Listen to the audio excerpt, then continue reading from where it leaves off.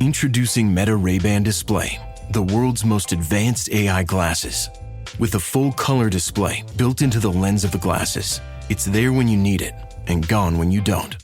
Send and receive messages, translate or caption live conversations, collaborate with Meta AI, and more. Be one of the first to try Meta Ray-Ban Display. Visit meta.com/Meta Ray-Ban Display to book a demo and find your pair. This episode is brought to you by Paramount Plus. Paramount Plus has movies. So many movies. The movies you've seen 1,000 times and could watch 1,000 more. Iconic movies your friends can't believe you haven't seen. New movies, classic movies, new takes on classic movies. So whether you're into Top Gun or The Naked Gun, Mean Girls or Mission Impossible, Smurfs or Sonic the Hedgehog, there's a mountain of movies to discover on Paramount Plus. Start streaming today. The Rita Cosby Show on the Red Apple Podcast Network. Breaking news. And tonight on the Rita Cosby Show, some interesting new poll numbers coming out from New Jersey. Of course, Tuesday is Election Day. And remember, obviously, big race in New York City mayor. And then, of course, you look in New Jersey for governor and Virginia for governor. In New Jersey, the Emerson poll there shows that it is literally a neck-and-neck race. Jack Ciattarelli is 48%, and Mikey Cheryl, the congresswoman who was running, who was kind of supporting Zorhan Mamdani. She was one of the first people. Then she sort of backed away from it. Then she went back to it. But she was one of the first ones singing Zorhan Mamdani's praises. And I have a lot of questions about her, why she didn't walk at her own Naval Academy graduation. There's a lot of questions. She is 49%. So it is 49% Mikey Cheryl, the Democrat, to Republican Jack Ciattarelli, 48%. That is great news for Jack Ciattarelli, who came very close last time running against Governor Phil Murphy. And at that point, Jack wasn't so well known. He came within, I think it was 3 points. So now the fact that the polls are showing them really in a dead heat, this is very promising that Jack Ciattarelli will hopefully be the next governor there of New Jersey. And very impressive guy and a hardworking guy and great values. And he wants to bring down, of course, bring down crime, bring down taxes, bring down energy costs, a lot of big issues in New Jersey. And you couldn't have it like, a starker contrast there too. If you look at it, Mikey Cheryl in that case, she has been bashing ICE. She is like saying she's bashing Trump at every turn.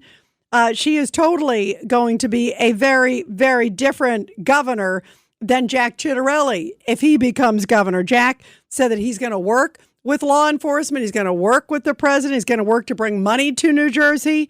And Mikey Cheryl says she's going to fight with Trump and ICE tooth and nail. Take a listen. Here is Mikey Cheryl. What I would call a secret police force. I'm hearing in DHS that they're taking loyalty oaths to the administration, not the Constitution. So it's really dangerous. And so I kept telling people, you should all be worried about this because it doesn't end here. It ends as the president starts to attack enemies of the state, as they would be called in other countries around the world, where people start to be disappeared in the middle of the night. That is so crazy. She's talking about ICE, that they're getting kidnapped, taken off the streets. Same kind of language you hear from Zorhan Mamdani. And speaking of the New York City mayor's race, Ron DeSantis, the governor of Florida, is saying already they are seeing many people from New York and elsewhere, but especially New York, saying, you know what, we can't take it anymore. And he believes there will be a tidal wave if Zorhan Mamdani gets to the mayor's office. He says New York will have the exodus like they have never seen.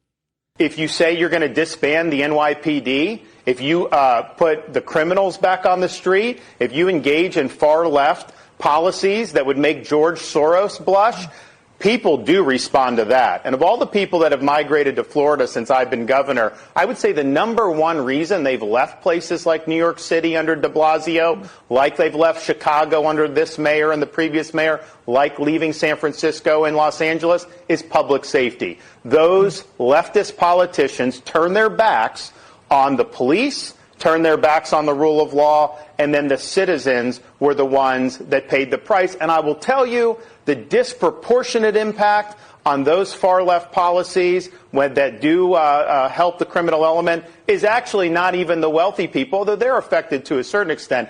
It's the working class people. It's the middle class. Those are the folks that get affected the most. So I do think that he will spark migration out of the city, particularly if he follows through on his far-left anti-law enforcement policies. Yeah, the whole country is watching this race. There is no doubt, you guys. 1-800-848-9222. 1-800-848-9222. Let's go to Judith on line 3 in Brooklyn. Go ahead, Judith. Your thoughts tonight.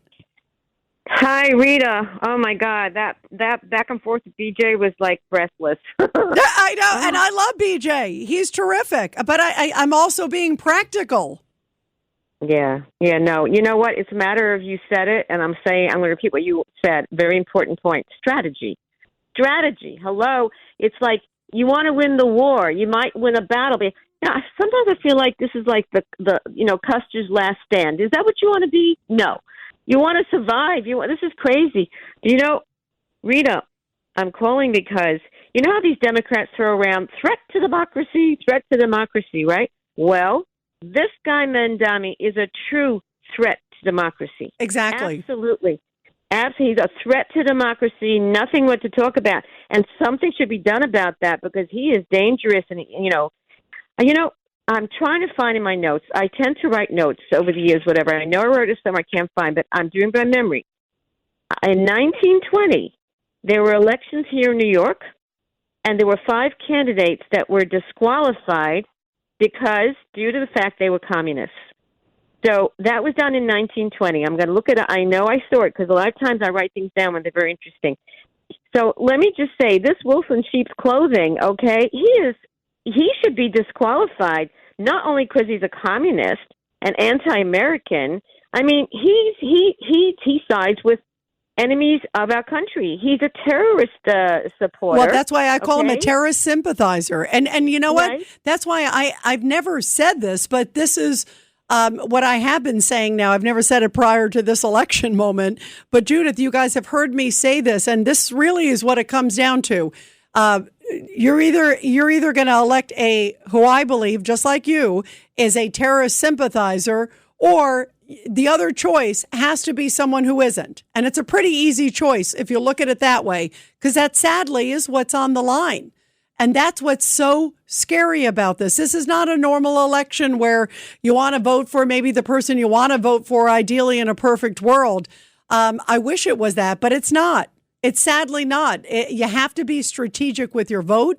You got to tell your friends to be strategic with their vote, and they have to do what is strategically correct to block who I think is an extremely dangerous individual from ever getting power in New York City. And if you don't stop it now, I had a friend describe it as a cancer. Like if you don't stop it now, it's going to spread. And it will get bigger and bigger and bigger. But if you can at least stop it in its tracks, it would send a message not only to Mamdani, but it would send a message to so many other people that are sort of parts of this Democratic Socialists of America group that have been trying to get a foothold in America for a long time in a big, big way. And now they're looking at Mamdani as their golden ticket. And all you have to do is look at the policies of the Democratic Socialists of America. Their policies is defund the police. Their policies are open up the jails. I mean, it sounds so crazy, but it is their policies. And he hasn't renounced it. In fact, If anything, he's been proud of his DSA. When he was asked about it in the debate by Cuomo, hey, I know you, it's almost sounded like a cult, like Scientology. Like he gives X amount of his salary to them. You know, he abides by them. He's beholden to them. This is the culture. He was their keynote speaker. We just played the clip, and the clip was the NYPD boot on your neck, paid for by the IDF. I mean, this guy is telling us who he is. He said that 2 years ago. And then he said those other horrible comments about Israel just a few months ago. This is not ancient history. This is current times. And you have to do whatever you can to stop an enormous threat to America, an enormous threat. If you have a terrorist sympathizer, and then you have someone who's not a terrorist sympathizer that you could vote for that could potentially win, I'm going with the person who's not a terrorist sympathizer. What about you, Judith? Oh, let me think. No, absolutely. Rita, you're funny. Wasn't called because, but I want to say something. My point is this. If they could do in 1920, disqualify communists as candidates for these people, it shouldn't come to this even. People like Mamdani, and we've got 30 others in the United States running just like this. They're being propped up and groomed. Okay, this is, there should be something where they're not even allowed to run for office. Like that imam says, they don't go into politics for United States government politics. They go in there for the cause of Islam. That is the wrong reason to go in politics. That should be disqualification. I agree. I 100% agree. The problem is we are where we are, and Election Day is Tuesday. Election Day is 5 days away. Just shy of it now, even a little bit, I mean, if you look at it, it is right around the corner. So that's the reality. The reality is the guy's in. He is the Democratic nominee. He's in the race. And you have a chance to stop. If you could foresee, okay, well, this person's going to open the floodgates and be so dangerous and so detrimental to New York. If you have any sort of chance to do it by voting a certain way, I suggest you do it. That's all that is the bottom line. And if you care about this city, that's what you have to do. You have to do whatever is the strategic correct vote, because he is such a danger. And that's what makes it scary. And you're right. In a perfect world, he wouldn't even be able to vote, be able to be in the race. And he might. And there are people trying to get him out of the country. There's some members of Congress who say, like you're saying, that some of his sympathies don't align with the values that he had to have agreed to when he came into this, when he became a citizen. Remember, he's only been a citizen, was it 7-8 years? And you have to take an oath to America. When you become a citizen, you put America first. You put America values first. Do you think that this guy is abiding by that? Many people could say no. But he is where he is. And barring any major change or major revelation, I know DOJ is looking into his funds. There was a story in the New York Post that they're looking into foreign dollars that came to him. And that's obviously illegal. So there's that investigation. So maybe a number of these things uncover some things that are very powerful, but so far they have at least allowed him to be in the race, haven't disqualified him under those terms, unless there's something illegal with foreign funds or something else. But I don't see anything happening before now on Election Day, guys, that's for sure. So if you look at it that way, you have to do the smartest thing you can between now and Tuesday. That's the bottom line. Final thoughts, Judith. I absolutely agree. We have to pray, okay? We have to do the right thing. And as far as Curtis is concerned, I had said it to you. I'll say it again. I gave him twice. I wrote him beautiful letters. And at the end, I said, if God wants you to be mayor of New York, you'll be mayor of New York. So I'm someone who believes in God, and God controls everything. And sometimes we don't know what's good, what's bad. And sometimes what we think is bad is really good. And sometimes we have to hang in there and figure it out. I'm practicing Governor Elise Stefanik.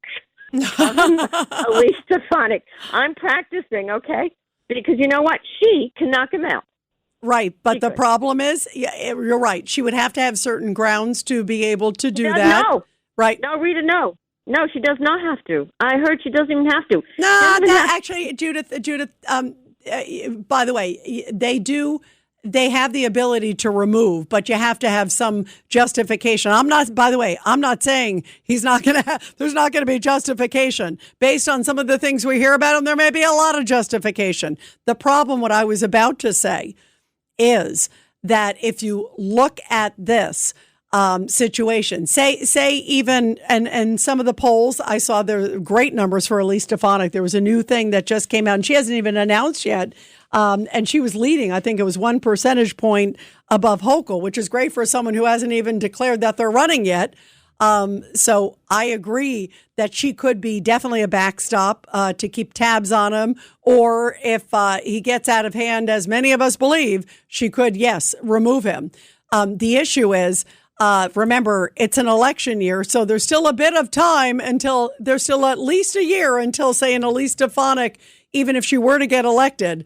And then you still, again, have to have some substantiation as to why in certain issues it gets a little bit muddy, but you can still do a bit of damage. And that will be the longest year plus for Mamdani, even if she did find grounds to remove him. So I agree. It does fortify having a backstop. Let's hope we don't need that. Let's hope the polls are off. And let's hope Mamdani does not win on Tuesday. Right, Judith? Real quick. Absolutely. You know what? The light at the end of the tunnel, no matter what, like you say, Elise Stefanik a year later, but that could be the light at the end of the tunnel. I'm still hoping for light on election day. I'm always an optimist, Judith. So I'm still hoping there'll be light well before that. 1-800-848-9222. We'll continue your calls after the break, everybody. The Rita Cosby Show on the Red Apple Podcast Network.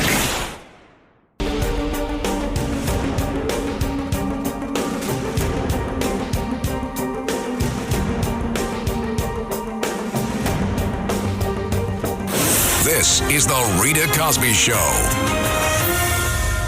So I want to play cut number 4. This is Senator Chuck Schumer, who was asked again if he's going to vote for Mamdani. You could tell he's like trying to hem and haw. Hakeem Jeffries, the House Minority Leader, the Democrat, did support Mamdani. You could tell that there's a major pressure campaign going on by these far left members, AOC and others, to put pressure on leading Democrats to support Mamdani. Chuck Schumer so far has not, and he's trying to avoid the question like the plague. Here he is a couple hours ago. Subject? No, it said Mamdani. You're going to vote for him? Look, the bottom line is very simple. I have a good relationship with him, and we're continuing to talk. The vote is on Tuesday. What are you going to do?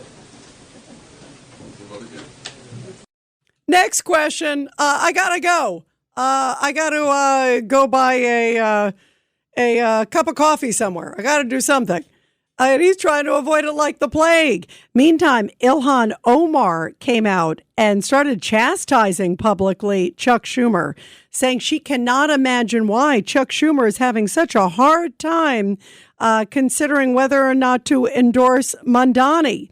She says that there has been a big public effort to go with Mamdani, that he is the party's standard bearer there. And she said, it just doesn't make any sense. I don't understand why Chuck Schumer is having such a hard time.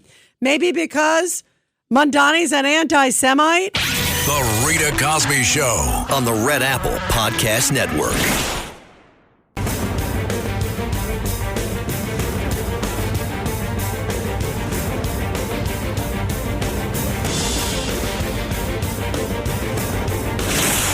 Rita Cosby is on.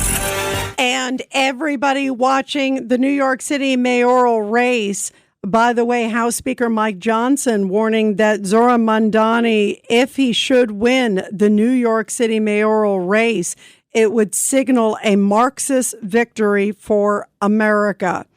And he is saying this could be one of the most catastrophic moments, referring, of course, to many of the policies that Zorhan Mamdani has said, calling for defunding the police, abolishing prisons, legalizing prostitution, attacking Jewish people, doing all of this.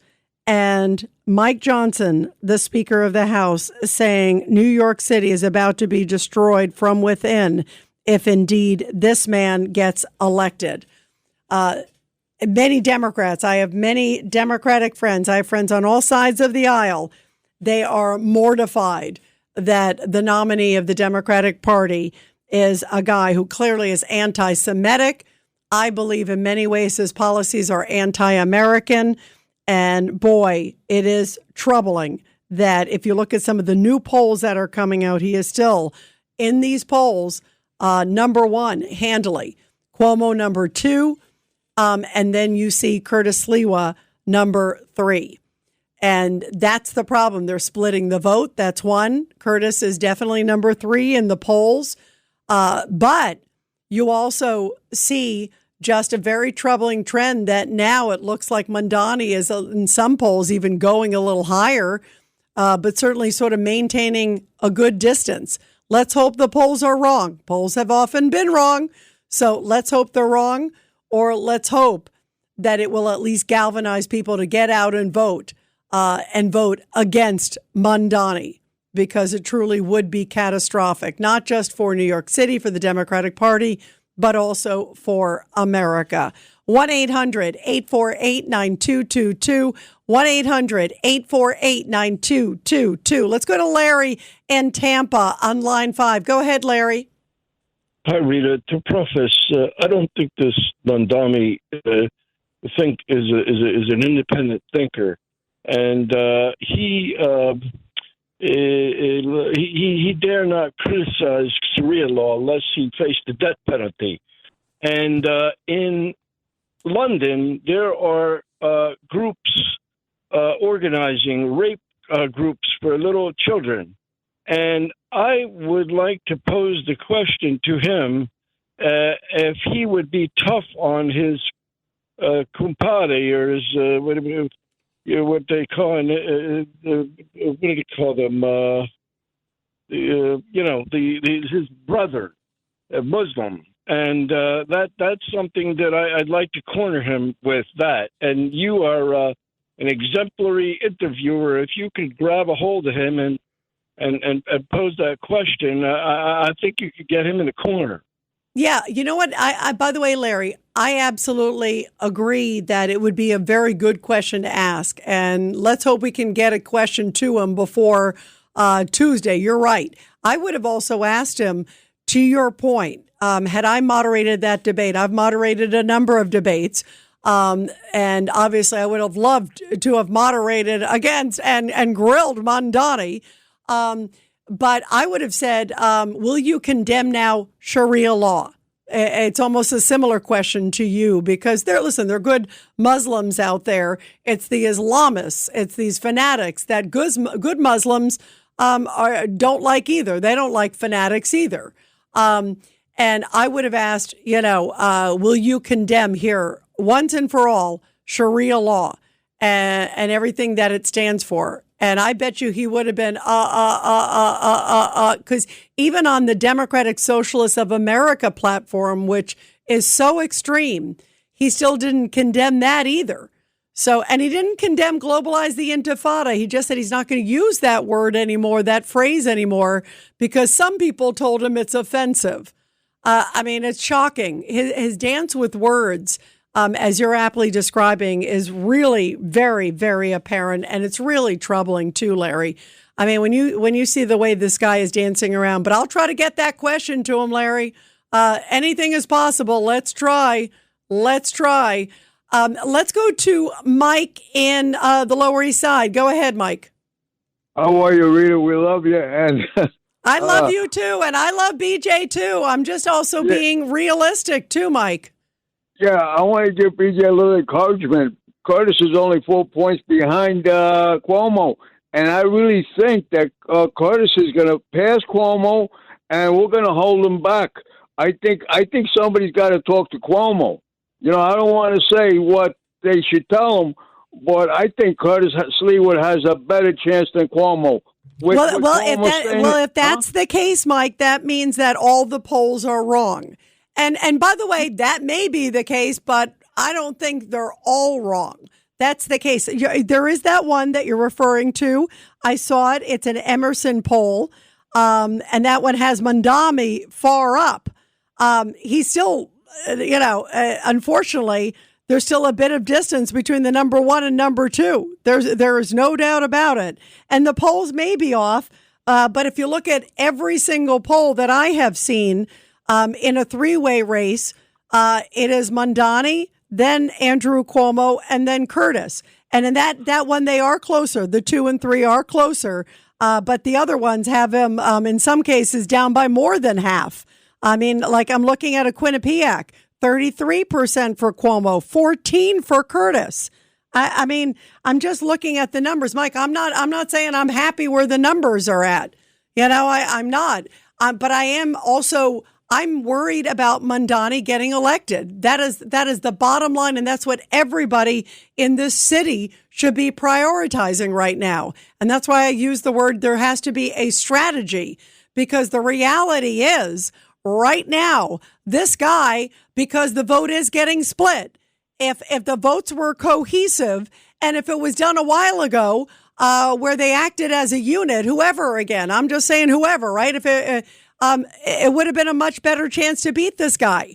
Right now, they're not. That's not happening, and that saddens me. Maybe the numbers are off, and maybe the get out the vote effort is so good and so strong, which is why people really desperately have to get out to vote.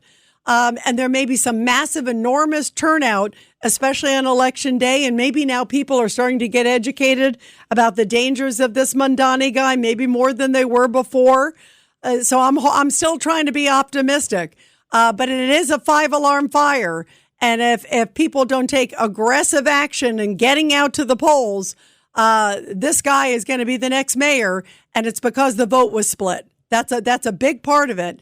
And I'm not pointing fingers at anybody. I'm just saying that's the reality. You look at the numbers. A 2-year-old could do math and figure out what's going on here. And that's a sad thing, because guess who loses? New York City, Mike. You want to live under Zorhan Mamdani? No, but I think we should tell Cuomo, listen, he's not going to drop out. He's handily too. He is handily too. The worst poll he has, Curtis is close to him. That is one poll. Every other poll I have seen. So he's not going anywhere because he's saying I'm number 2.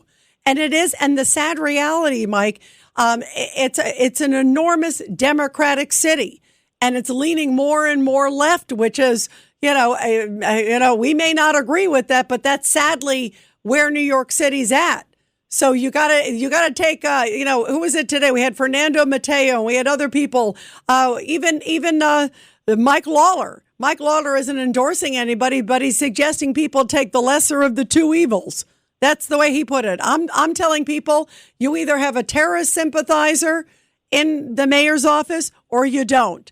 And that really is what it comes down to. It's a horrible choice, but it is a choice. So people got to make a choice because they still have a few days to do it. You can't sit there afterwards and say, God, I wish I would have. I wish I could have. The reality is we are where we are. And that's why you're hearing the urgency in my voice. Because I am deeply concerned. I was hoping some of these new polls, especially after the debate, because I didn't think Mamdani won the debates. I thought the first one, not that he won, but he walked away unscathed because Curtis was so focused on Cuomo, and everybody was kind of going after Cuomo on that first debate, that nobody laid a glove on Mamdani, really. And I think Cuomo could have been more aggressive on Mamdani. The second debate, I thought Cuomo rose up to the occasion and went after Mamdani. He is clearly the biggest threat by far to New York. I think we all agree with that. But so I thought maybe the polls might show a little bit of a drop or a dent. It looks like there is a little bit in this Quinnipiac poll, a little bit of a softening for Mamdani, a little bit of a dent. And also we're seeing more undecided voters, which usually doesn't happen close to election time. Usually close to election time, people make more their mind up as it gets closer. What it means is that maybe there were people who were planning on voting for Mamdani that maybe now are not, or another candidate or not. So maybe that's a good thing, because I think people that were voting for Mamdani are pretty steadfast. But I don't think somebody who was voting for Curtis or for Cuomo was going to ever vote for Mamdani. I don't think anyone's drawn to him.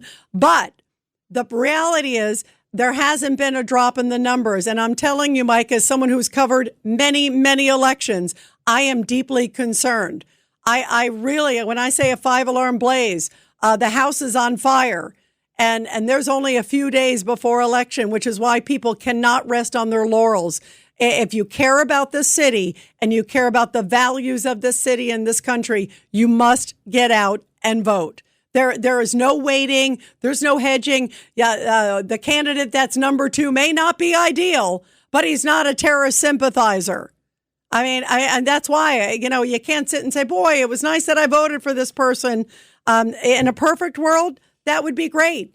And by the way, whoever is number 2, if they weren't a terrorist sympathizer, that's who I'm for.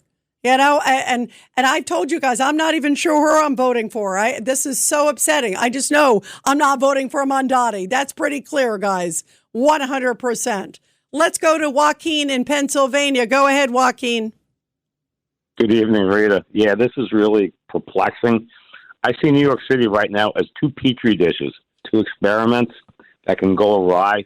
Now, the first thing that needs to be pointed out, as far as Mamdani goes, okay, when you talk about Sharia law, all Muslims consider Sharia law to be ordained by God, to be ordained by Allah. So they all believe in it. Now, the other interesting thing is this. I just read an article as your show came on, and it was in LinkedIn, and the title of it is Arab-Muslim Imperialism, Why North African Arabs Hate Black Africans. The truth of the matter is that Muslims basically, view black people as inferior, okay? So, unfortunately, people don't know history.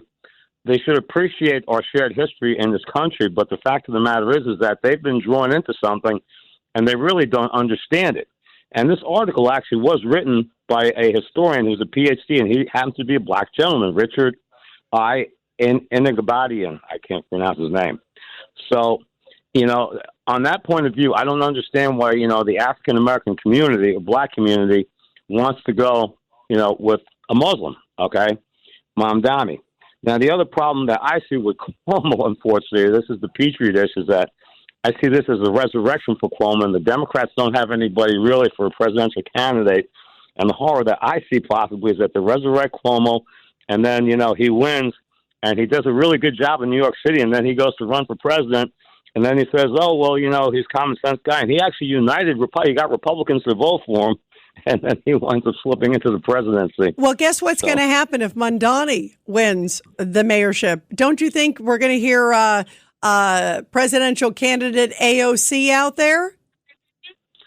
I think that she'd be more easily to beat because, but if Cuomo winds up being the sheep in wolf's clothing, the wolf in sheep's Joaquin, clothing. Joaquin, by the way, I am not even thinking that way. I'm so worried about Tuesday, I can't even think. But I will tell you that I don't doubt that AOC and many of these members of the squad, sadly, AOC looks like rational compared to Mamdani.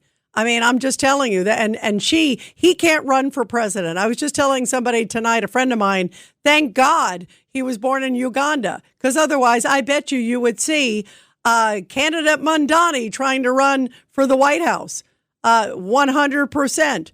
I mean, he reminds me of a much more extreme version of Obama. Obama came out of nowhere. Remember, he was a no-name guy, came out of nowhere, and propped up, and suddenly there he is. The next thing you know, he's at the White House. This guy, if he was born in the United States, I bet you he would be running for presidency. So he's certainly going to be supporting, and he's going to be carrying a lot of weight, supporting an AOC who was one of his first backers. Remember, she threw the breakfast for him there in D.C. to introduce him to all the people. He's going to owe her big time. So he's going to be rallying around. I use the expression of sort of a cancer that's going to spread across this country, and it may be irreversible, which is why if you have a chance to stop it now, it's not a great selection out there. I get you guys. Believe me, I hear it 100%. But the reality is, do you want a terrorist sympathizer in the mayor's office in the biggest city in America? And do you want to start a trend that will go across this country? That's what's at stake. This is not a normal election. And obviously the answer is no.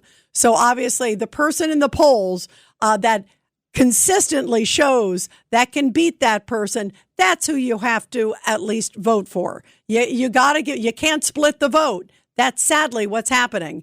And it breaks my heart that, there's not a better situation out there, but it's the situation we're in. And it is catastrophic if Mamdani wins this mayorship. So you have to think every vote counts in the right strategic direction. That is the bottom line. No more dancing around it, guys. You got to get out and vote, and you got to vote for who has the chance to beat Mamdani. Not maybe who you'd like, but who has the chance to defeat this guy, or else it will be catastrophic. That is the bottom line. And now to our Support Our Heroes. The Rita Cosby Show presents Support Our Heroes. And this is the Tunnel to Towers Foundation Support Our Heroes segment with a very powerful story from Arlington, Virginia, where just recently 63 Vietnam veterans traveled to Washington, D.C. on an honor flight, visiting the memorials dedicated to their service. The two veterans that were there among the crowd of 63 shared something together equally special. It wasn't brotherhood, it was sisterhood. Veteran Deborah Conrad and Deborah Dye each served during the Vietnam War. Decades later, before a room of their fellow veterans at the Military Women's Memorial, the ladies recognized and received honors for their great contributions that they say changed lives. Just to give you some background, about 11,000 women served in the U.S. military during the Vietnam War. And everybody support America's military and first responder heroes. All it takes is just $11 a month. Donate $11 a month to the great Tunnel to Towers Foundation. Be sure to check them out at T2T.org. That's T, the number 2, T.org.